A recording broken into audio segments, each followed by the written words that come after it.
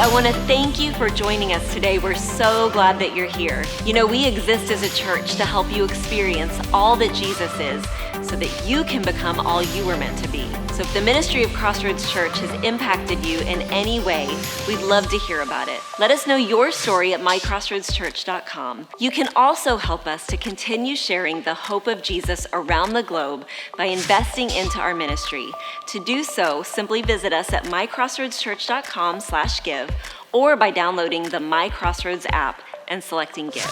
Thanks again for joining us, and I hope you enjoy today's message. We are beginning a brand new series today that I am super excited about. And I really do feel and believe that this is an extension of who we are as a church and what God is calling us to in 2020. As you guys know, we just finished a series called Rise Up. That's our vision series for 2020. And as we move into this series called Testify, I really do believe that this is an extension of what God is calling us to, that church is not just what happens inside this room every Sunday, that church is actually as we go out into the parking lot and we head out into the restaurant and the store and our everyday life, that God has given us something that he wants us to share with people we come into contact with. And so that's really the heart behind this new series that we're jumping into today. And for those of you that don't know me, my name's Christina and I'm the pastor here, and we just want to welcome you. We're glad you're here. I hope that you just sense God's presence, and I really believe God has something for you today. So as we dive in, I'm just curious, do any of you like me and have some bad memories when it comes to vegetables and your childhood? Anyone else? Yeah? Bad memories when it comes to vegetables. I was not a fan of vegetables growing up, like at all. I have some good reasons for that. Just a couple of examples of why I had a really bad relationship with vegetables as a child. A lot of you know, my family grew up with an Italian grandmother in the home, and she had this dish called foglia padano. Foglia padano. And that basically means greens and potatoes. So it could be any kind of green and any kind of potato, but her foglia padano was dandelions from her front yard. Kind of boiled like spinach, yeah? And she'd have little chunks of potatoes in it. It was very bitter and not good at all. And Grandma Clark, she grew up in the Great Depression. So it was like whatever food is on your plate, you will finish it. So if you can imagine 5 kids at the table and we're like trying to get it down. And she's like, you're not getting up until you finish your foglia padano. So that was one, that was very traumatic for me growing up as a kid. Another one would be this, and I'm just going to say 2 words and see what kind of reaction it gets from the crowd here today. 2 words: vegetable medley. Yeah, you guys remember that? Anyone that grew up in the 70s and 80s, there was this canned concoction of vegetables that our parents served us. For those of you kids that have never had to experience vegetable medley, and I'm not judging if you still eat vegetable medley, but what it is it's chopped up carrots, peas, corn, cauliflower, and lima beans. Ugh. Someone said yum. Ugh. And I don't know. For some reason, I don't know why, but in the 80s, vegetables were either boiled or they were microwaved. So, vegetable medley, not a fan at all. The other one, gotta love my dad, single dad, 5 kids. Again, all of our vegetables back then were all either frozen or canned.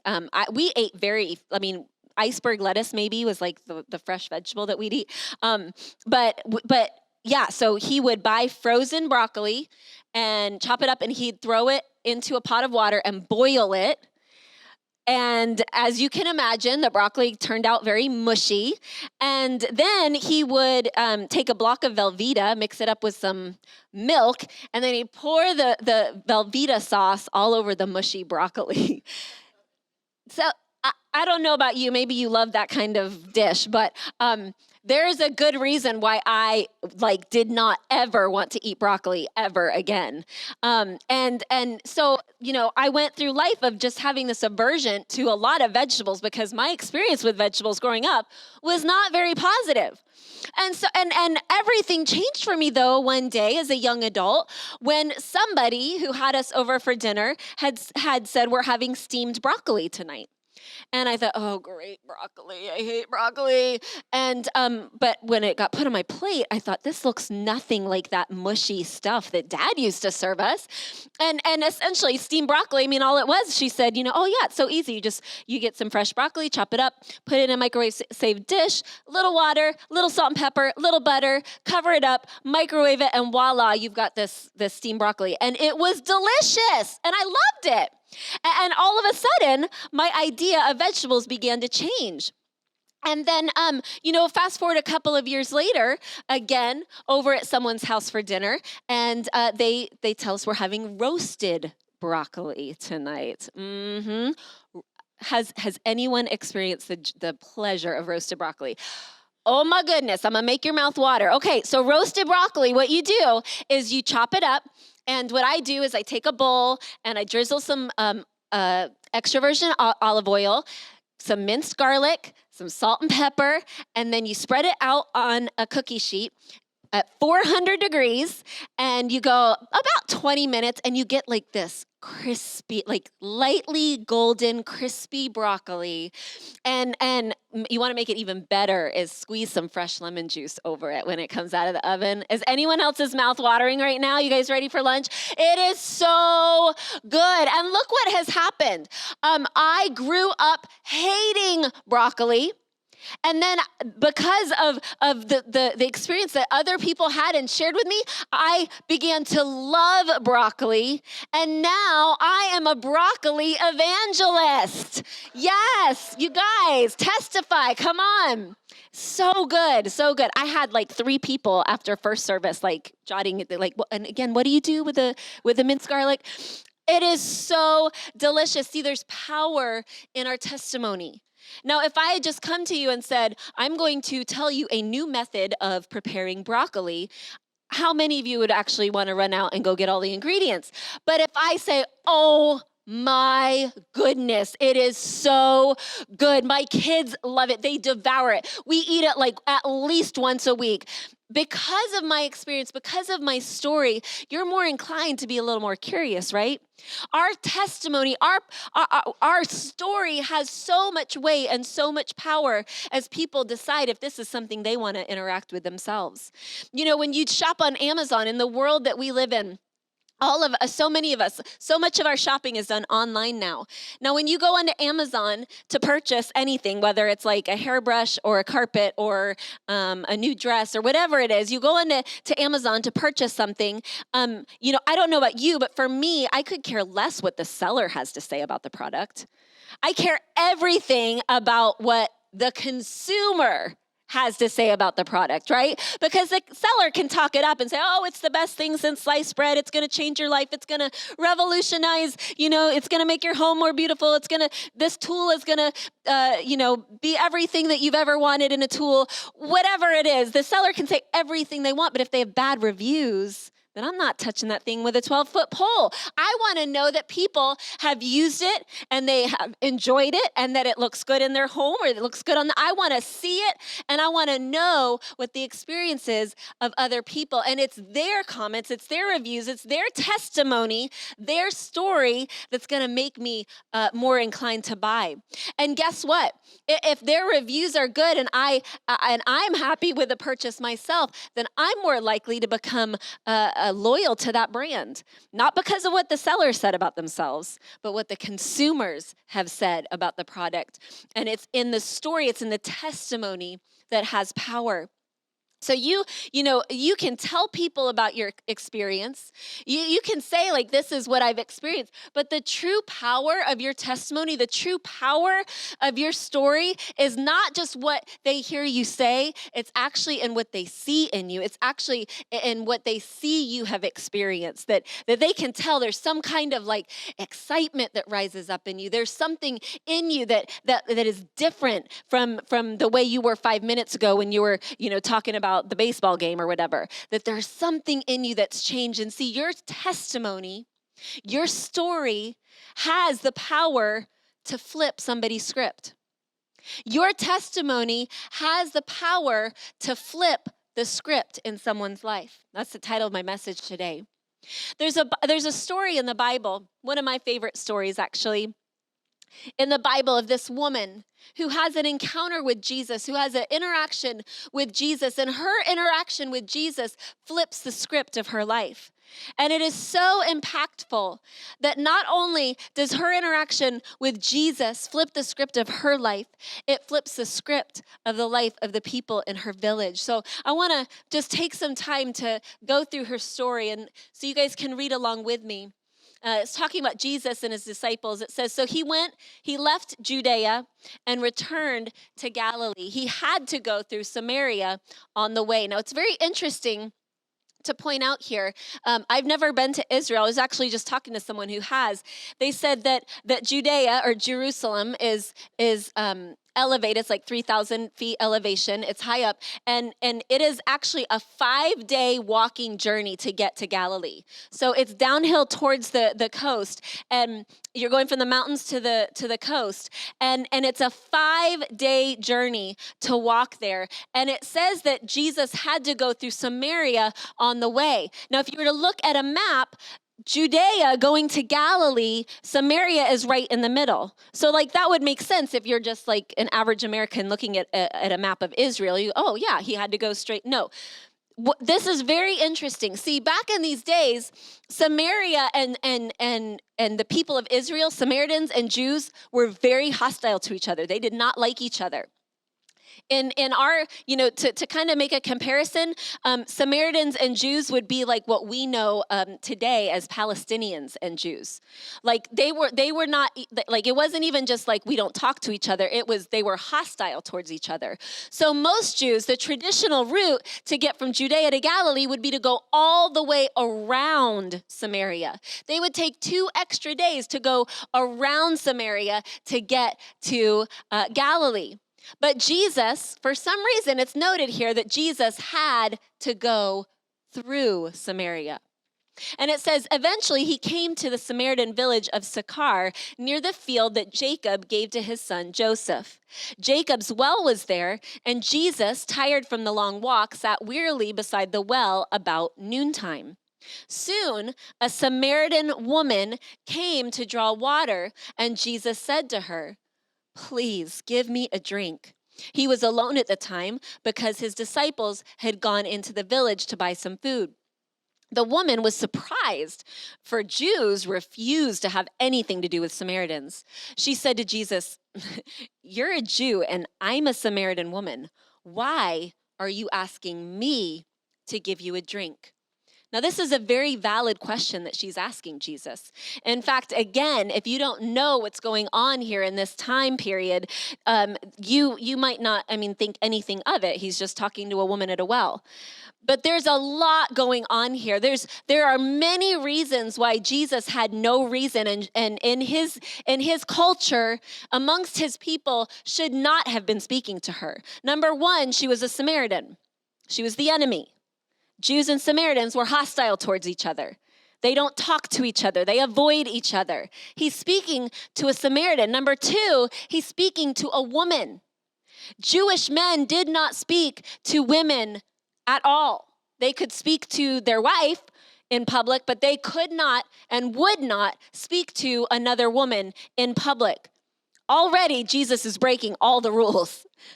Number three, not only is he speaking to a Samaritan woman, but the Bible says that she was at the well at noontime. This actually says a lot about this particular woman. See, culturally and traditionally, in a village, you have the community well, and every morning, the women of the village would come out and gather water at the well. Why? Because this was the coolest time of the day. You know, it was to be able to gather water for the entire day. And that was the typical time that the women of the village would gather. So why is this woman at the well at the most unlikely time of the day, the hottest time of the day? She is at the well at noon. And this actually, the author is making an inference here that perhaps there's something about her that has caused her to not want to be with the other women in the morning. There's something about the fact that she is coming out when no one else would be at the well. The fact that Jesus is at the well is not the norm. Typically, this is a time of day when no one else would be there. And for some reason, she is in this secretive kind of like sneaking out to the well at noon. This is not the typical time for someone to come and draw water. And yet, even though she is a Samaritan, even though she is a woman, and even though for some reason she's sneaking out to the well at noon instead of coming out in the morning, Jesus doesn't flee the scene. Jesus doesn't tell her to go away. In fact, Jesus actually defies what is culturally acceptable in this situation, and he begins to interact with her. He actually encourages interaction. He engages with her. He doesn't just speak to her. He says something eliciting response. He wants her to speak back to him. He wants to engage with her. And this surprised her, and rightly so. She probably did a double take, like, what? And she's probably like looking around like, who? You're talking to me? Why are you talking to me? What do you have? What's going on here? Why are you talking to me? You can see that in this moment, this woman, her script is already beginning to flip because there is no reason why this man should be speaking to her, yet he is. And look and see how Jesus responded. He said, if you only knew the gift that God has for you and who you are speaking to, you would ask me, and I would give you living water. If you only knew. If you only knew. Jesus is saying to this woman, if you only knew that your script did not need to play out the way it has. If you only knew. Now, I know that you're here at noon because you're trying to avoid all the glares and the stares and the condescending glances. I know you're here because you're hiding. You're trying to get away from the label that has been placed on you as an outcast. But if you only knew that it doesn't have to be this way, if only you knew that this unquenchable thirst, this itch that you're trying to scratch, this thing that you're going after that has caused you to carry the identity of an outcast, if only you knew that it doesn't have to be this way, if only you knew that even though you're searching for something to quench your thirst, if only you knew I'm the one that can quench it. If only you knew who I am and what I could give to you. If only you knew that what I have to offer you is everything that you need. If only you knew. She replies to him, but sir, you don't have a rope or a bucket. And this well is very deep. Where would you get this living water? Jesus replied, anyone who drinks this water will soon become thirsty again. But those who drink the water I give will never be thirsty again. It becomes a fresh, bubbling spring within them, giving them eternal life. Please, sir, the woman said, give me this water, then I'll never be thirsty again, and I won't have to come here to get water. She's still kind of in this place of shame. If you give me water that I'll never be thirsty again, then I don't have to come out in the open. I don't have to show myself to society. And something's going on here. You can see that she's really intrigued by what Jesus is saying. You can tell that there's something in her that's curious about this living water that he's describing. There's something in her that wants to know a little bit more, but she still thinks he's talking about the water that's in the well. What she doesn't know is that Jesus is actually saying, I am the well. I am the well that will never run dry. The water that you get from this well, you'll always end up thirsty. The things that you're chasing after, the things that you think are going to satisfy that itch, that are going to satisfy that thirst, they're going to satisfy that drive inside of you, that longing, those things will never satisfy your thirst. I am the well that will never run dry. I am the living water. I'm the one that can give you life and life abundant. And she has no idea that Jesus is actually talking about himself, but she's about to find out. As we continue to read, Jesus tells her, he says, go and get your husband. She says, I don't have a husband, the woman replied. And Jesus said, you're right, you don't have a husband, for you've had 5 husbands, and you aren't even married to the man you're living with now. You certainly have spoken the truth. Dumbfounded, she says, sir, you must be a prophet. She's starting to come to this realization in this moment that not only has Jesus spoken to a Samaritan, not only is he interacting with a woman, but now he is interacting with and engaging everything that she has been trying to hide.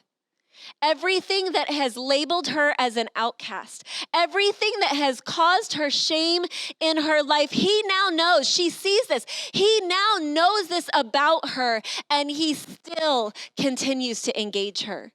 He still continues to interact with her. And she is starting to see, again, this script is beginning to flip, because she can see there is something different about this man. And the only way that she can put it into words at this moment is, you must be a prophet. How did you know that about me? And why are you still speaking to me now that you know? Surely you must be a prophet. You must be from God. And just like many of us probably would, she got a little awkward in this moment. She didn't really know what to do with this. I mean, he literally just exposed everything that she'd been in hiding for. And she gets a little awkward, and she starts to ask him these, okay, well, if you're a prophet, let me ask you about all these theological questions. You know, she asks him about well, the Samaritans worship on this mountain, and I know Jewish people worship here. And she's asking him these questions, and they kind of go back and forth talking about these different things. And so I'm going to pass over those. It's actually really good. I would encourage you to go back and read, because Jesus has some gold there that he shares with her. But if you just kind of fast forward it to the end of that piece of the conversation where she's asking him these theological questions, she kind of wraps it up with this. After she's asking him, she says, well, I know that the Messiah is coming, the one who is called Christ. When he comes, he'll be able to explain everything to us. Then Jesus told her, I am the Messiah. It's me. I'm the one that you know is coming. I'm here. I am the Messiah. I am the chosen one. I'm the one that God has sent to redeem humanity. It's me. And I can only imagine this moment of revelation. And you'd probably think angels come out of the sky and the sun is shining so brightly. No, there's a record screech. And just like these awkward disciples, they pick the worst time to come back and be like, hey, Jesus, we got your lunch. And they get up to yeah, that's exactly how it was. They're we got you a Big Mac. And they walk up, but they're like, huh? They're like, Jesus, why are you talking to her? Jesus, you realize we're in a Samaritan village, right? She's a Samaritan, Jesus. You know we're not supposed to talk to women. Jesus, she's out here at noon. You know what that means, right? What are you doing, Jesus? Why are you speaking to her? They're all thinking those thoughts. The Bible actually says none of them had the guts to actually ask him. They're just huh? They're holding their Big Mac bags. Awkward moment. Majorly awkward moment. So we have this standoff. Jesus is I'm the Messiah. She's oh, and the disciples are huh? And then she takes off running back to the village. Yeah, awkward moment, but something incredible is happening in this awkward moment. She runs off, and let's see, she said, the woman left her water jar beside the well. She runs back into the village, telling everyone, come and see a man who told me everything I ever did. Could he possibly be the Messiah? Oops. Could he possibly be the Messiah? I forgot that this part's missing up there. And it says, so the people came streaming from the village to come see him. She is now running into the same village that made her an outcast. She is now running and yelling and telling everyone that she sees the very thing that caused her to hide. The very thing that caused her to come out to the well at noon instead of the morning. The very thing that she has been ashamed of and she has walked in shame over. She is now running into the village and she's saying, he told me everything that I did. Something's changed in this woman. The very thing that caused her shame, she's now waving like a flag. He told me everything that I did. And they can already see that there's something different. What would cause this woman who never came out of hiding, who sneaks around the village, who comes out to the well at noon? They all know what she's doing. They all know she's living with that guy she's not married to. They all know she's had 5 husbands, that she can't keep a man. She is I'm sure they had all the names like Huzzy and all of that stuff. They had all those names for her, and they're seeing this woman, everything that she had been ashamed of, she is now running through the village and saying, he told me everything that I did. What in the world has changed this woman? She went from being bound by her shame and hiding in her shame, and now she is running into this village free as a bird. Free as a bird, declaring what God has done in her life, speaking to the very people who have sent her away and ridiculed her and looked down on her and judged her. And she is running and she's telling everybody about it. And could it be that these people, the Bible says that they streamed out from the village. When she said, come and see, he told me everything that I did, they begin to stream out of the village to go and see for themselves. And could it be that they wanted to see for themselves, maybe because maybe they could have it for themselves? They saw such a remarkable change in her. That maybe as they saw the change on her face, as they heard the change in her voice, as they experienced the freedom that she was showing them running through the village, that maybe, just maybe, they heard this whisper that maybe her story can be my story too. Maybe I can have what she's gotten. And see, this is why our story is so powerful, you guys. This is why our testimony, this is why Jesus would ask us to tell our story. And there's just a couple of things, 4 things that I want to share with you today. It's because my story connects his story to their story. My story connects his story to their story. You know what that says? That means that we are the connection link.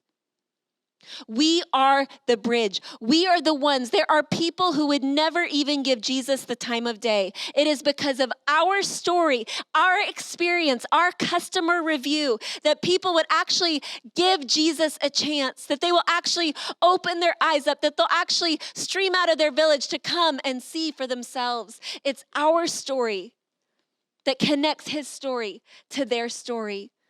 Psalm 105 1 and 2 says this, give thanks to the Lord and proclaim his greatness. Let the whole world know what he has done.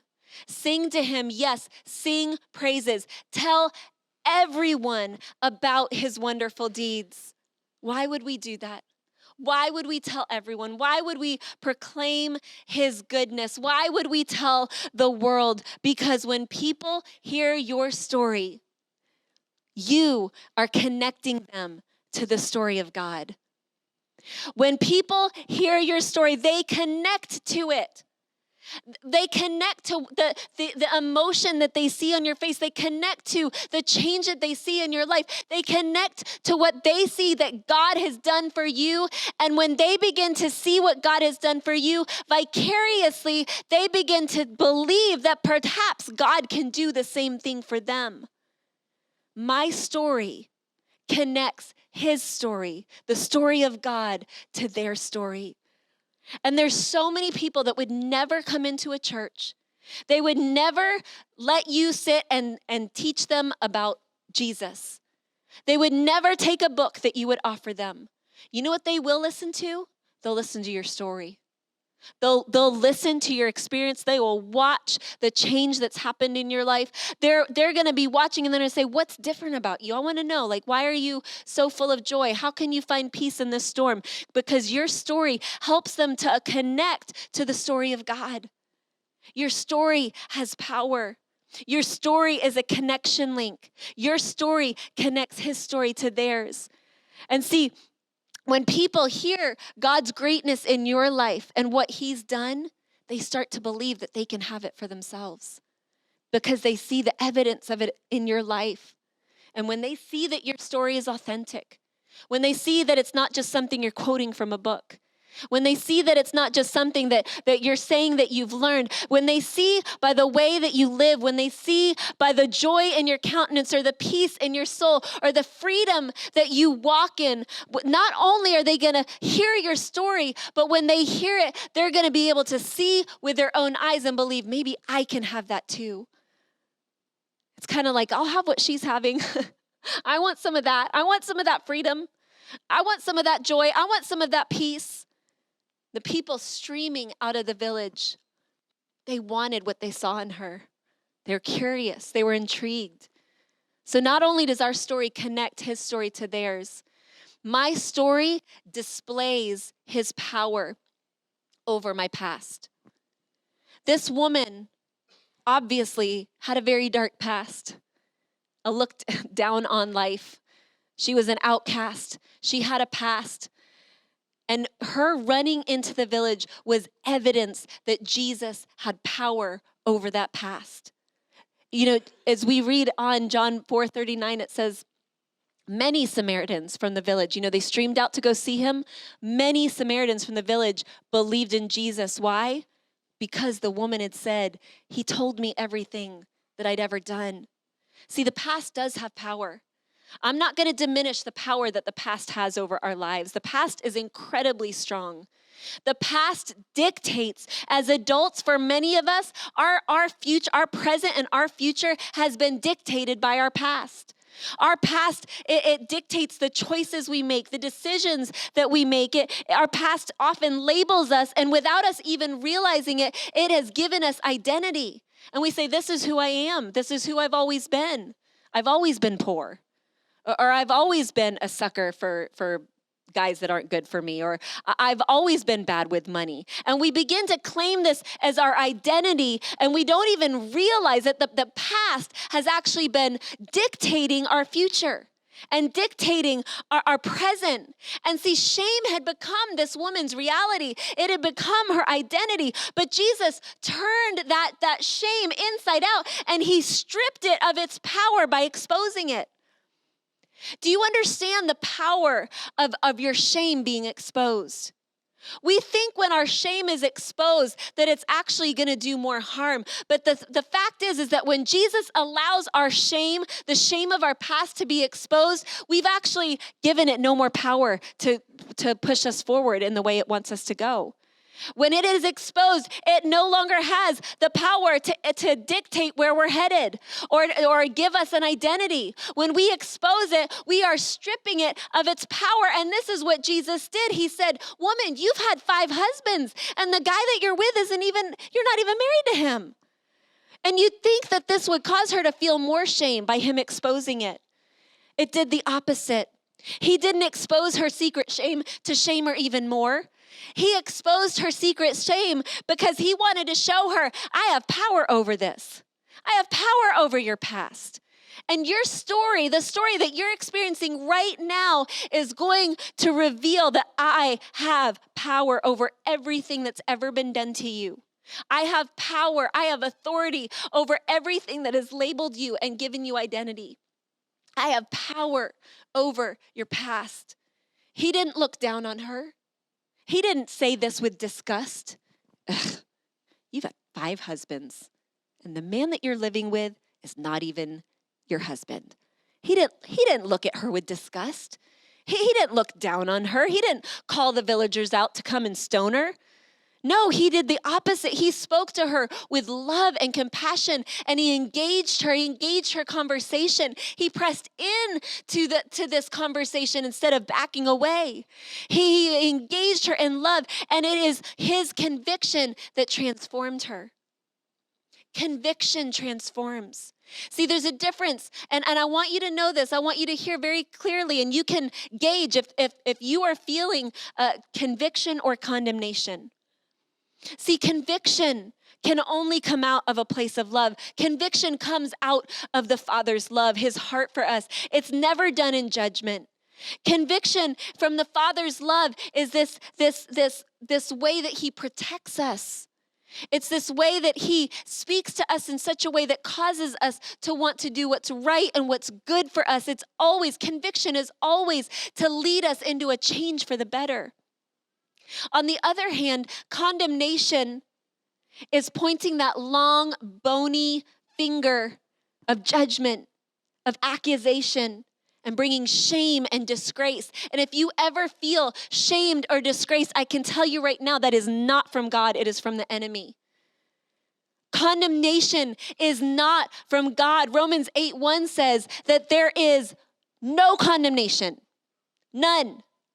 No condemnation for those who belong to Christ Jesus. So if you are feeling shame for your past, if you are feeling like you need to hide because of what you've done, if you are feeling like if I tell anyone, they will judge me, and yes, the wrong people might judge you, but listen, there is no condemnation for those who are in Christ Jesus. You will find no condemnation from him. He will not judge you. He will not look down on you. He will pull you close. He will bring conviction out of the love from his Father's heart. He wants to help change you for the better. He wants to transform your life. And this is the interaction that Jesus is having with her, one of conviction, not condemnation. And look how the very thing that caused this woman shame, the very thing that caused her this identity of disgrace, this identity of being an outcast, the one thing that caused her to hide in the shadows now became the flag that she waved to say, look what God has done. He told me everything that I ever did. He exposed it, not to condemn me. He exposed it to change me and to transform me. That very thing that used to cause her to hide is now the thing that she is able to stand on a platform and say, look what God has done. He told me everything that I did. This is freedom on display. She is running back into the village that caused her to be an outcast, and she is running in freedom. She's no longer an outcast. She's no longer a harlot. She is now a woman. Jesus exposed who she was, and he transformed her life, and now she is running back into this village in freedom. She no longer had to hide in shame. She ran through the village with this sense of free and of a free spirit. And it was this display of his power in her life that released hope to the others in that village. It released hope. If God could change this woman, if he could call her out, if he could speak out and say everything that she's ever done, if I could see such a change in her life, then surely, possibly, maybe, hopefully, maybe if I go out to him, he can do the same for me. And you begin to, not only is the script being flipped for this woman, now the script is being flipped for those in her village.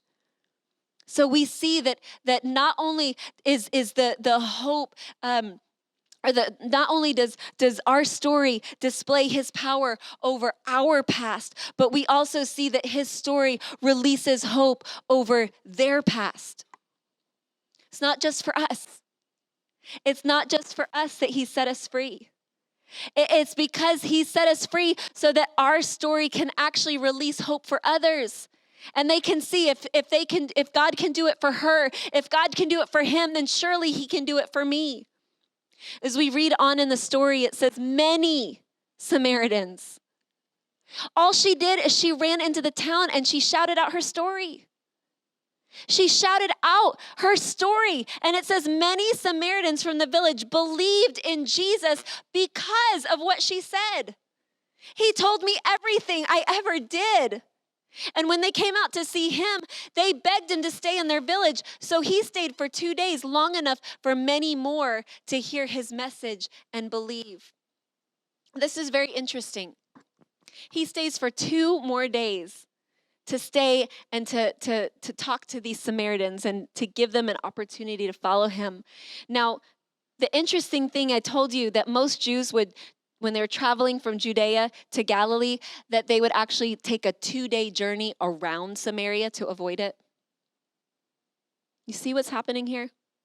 Jesus had to come through Samaria. Jesus opted out of the 2-day detour, and he decided to have the 2-day detour in Samaria. He decided to have this detour and stay for 2 days in Samaria because of this woman, because it was the story of this woman that released hope into her village.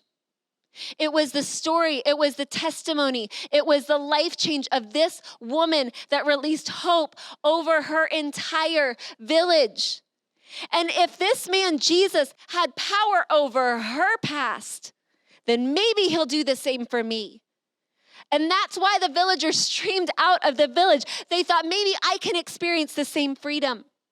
And can I just be really clear here today that it wasn't her freedom that released hope in them in their lives. It wasn't her freedom. You know what it was? It was her story. It was her experience. It was her testimony. They came because of her story. They didn't come because of what she was saying. They came because of the story. They came because they could see she was an eyewitness. She was telling firsthand what Jesus had done in her life. You know, when you watch a court case, often it's the eyewitness accounts that will turn a jury. It's what the witnesses have to say, especially if they agree with each other. That's what will cause a jury to make their decision to go one way. And the fact that this woman had an eyewitness account, this is her experience, it's her story. It's not necessarily what exactly has happened for her. It's the fact that she has experienced it, and it's her story that caused them to want to come out and see what's going on. She's a woman, she's a Samaritan, and she's an outcast. And Jesus flipped her script. And not only was she never the same again, neither was her village. 1 Peter 2:9 says, "But you are a chosen people, a royal priesthood, a holy nation, God's special possession." That's really sweet, isn't it? Thank you, God. I'm your special possession. I'm chosen. That's awesome. But listen, we are chosen for a reason. It says, we are chosen that we may declare. That we may declare the praises of him who called us out of darkness into his wonderful light. Listen, every single one of us at one point have been walking in darkness. Every single one of us have been the woman at the well. Many of us today could be the woman at the well right now. We have all been in this place of walking in darkness, but he calls us into his wonderful light so that we can declare his praises. Because there's a reason why he's rescued us. There's a reason why he's calling us out so that we can declare. None of us are better than the other. He says, you were not once a people, but now you are the people of God. Once you had not received mercy, but now you have received mercy. Every single one of us has been rescued for a reason. I have been rescued for a reason. I have been bought with a price for a reason. I have been brought out of darkness and shame so that I can declare his praises. I have been brought out of this place of shame and anger and anxiety and fear. I've been brought out of that. He has rescued me for a reason so that I can declare his praises and let the world know what he's done in my life. This is a story that is not meant to be kept secret. Your story is not meant to be kept secret. He wants us to shine it out. He wants the world to see what he's done in us. Not so that we can hide it, so we can declare it. Let it shine. Jesus actually said, no one lights a lamp and then puts it under a basket. No, I'm going to let it shine. Just kidding. Sorry, Sunday school, if you grew up in Sunday school. Instead, a lamp is placed on a stand where it gives light to everyone in the house. There is a light in you, and Jesus is saying, do not hide it under a basket. Do not hide the light that is inside of you. Do not hide what Jesus has done for you. Let it shine for the world to see, because what he's done in you, he wants to do in others.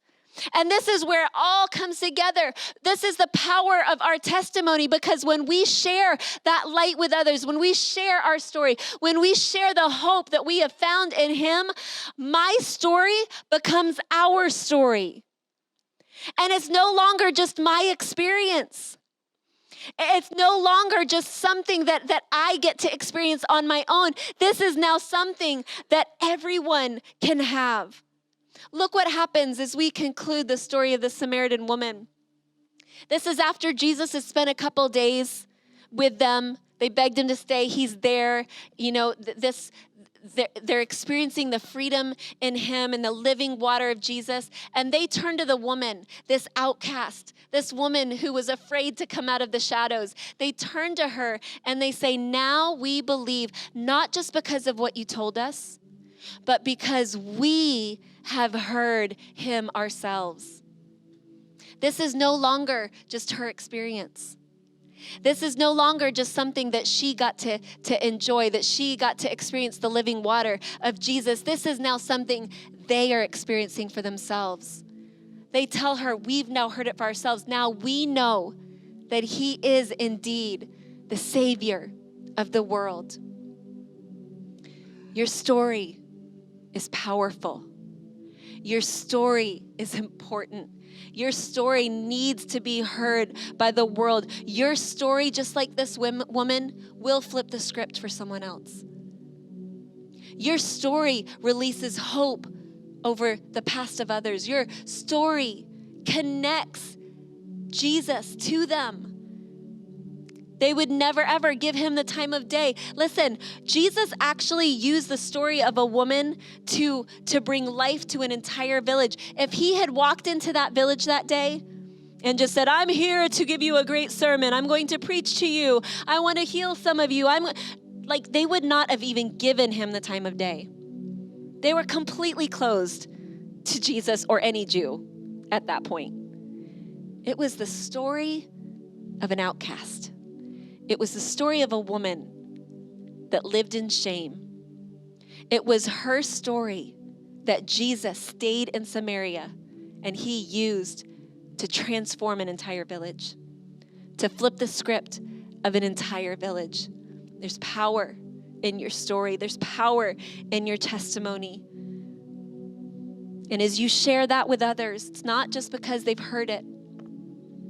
It's because your story has led them to hear it for themselves. It's given them a connection to Jesus. It's given them a way to hear it for themselves and to experience it for themselves. Your story has power, so testify. Don't hide your light. Don't hide your story. Let people know what Jesus has done for you.